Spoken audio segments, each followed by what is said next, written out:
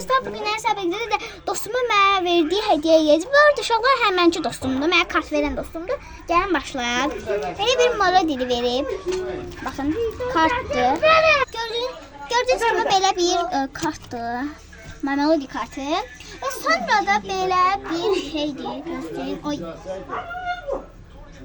Hə. Bakın, belə bir ulduz kartı, belə bir bu nədir? Bunu almışam.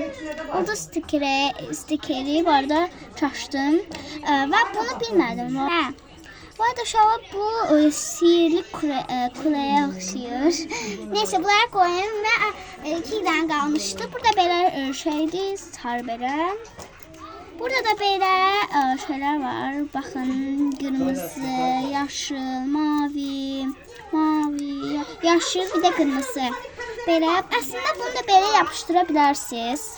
Neyse, videomuz bu kadardı. Videoyu beğenmeyi unutmayın.